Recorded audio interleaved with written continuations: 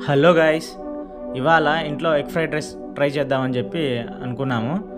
ముందుగా ఆయిల్ వేడి చేసి ప్యాన్లో ఒక 6 ఎగ్స్ అయితే పగలగొట్టి వేసాము. దానికి కొంచెం సాల్ట్ యాడ్ చేసి ఎగ్ బుర్జీ లాగా వేపుకున్నాము. అలాగా కలుపుకొని ఫ్రై అయ్యేంత వరకు ఫ్రై అయిన ఎగ్ బుర్జీని ఒక సపరేట్గా బౌల్లోకి తీసుకున్నాము. డైరెక్ట్గా రైస్ అది వేయకుండా అందులోనే సపరేట్గా బౌల్లోకి తీసుకున్న తర్వాత అదే ప్యాన్లోనే కొంచెం ఆయిల్ వేడి చేసుకొని జీలకర్ర, ఆవాలు, ఆనియన్స్, పచ్చిమిర్చి వేసి కొంచెం వేగిన తర్వాత ఒక రెమ్మ కరివేపాకు కూడా వేయడం జరిగింది.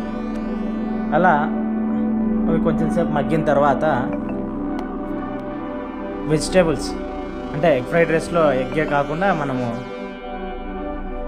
క్యారెట్, బీన్స్ ఇలా మన ఆరోగ్యానికి అవసరమైన అన్ని రకాల వెజిటేబుల్స్ కలర్ఫుల్గా కూడా ఉంటుందని చెప్పి వెజిటేబుల్స్ అన్నీ కూడా వేసి ఆయిల్లో కొంచెం ఫ్రై చేసుకున్నాము. ఆ పచ్చి వాసన అందుకు పోయేలాగా బాగా కొంచెం మగ్గిన తర్వాత వాటిని ఉప్పు, మసాలాలన్నీ యాడ్ చేసేసుకొని ఎగ్ అనేది మనం ఏదైతే పక్కన సపరేట్గా తీసి పెట్టుకున్నామో ఎగ్ బుర్జీ అది దాంట్లో కలిపేసి కొంచెంసేపు ఫ్రై చేసి రైస్ యాడ్ చేయడం అయితే జరిగిందనమాట.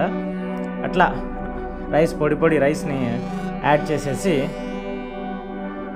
దాని రుచికి సరిపోయేలాగా కారము, ధనియాల పొడి అంటే ఎలాంటి సాసెస్ అయితే వాడలేదండి, కొంచెం హెల్తీగానే తినాలనిపించి సో వేసేసి మళ్ళీ మొత్తం అంతా మనము ప్యాన్లోనే ఫ్రై చేసుకుంటూ కలుపుకోవాలన్నమాట.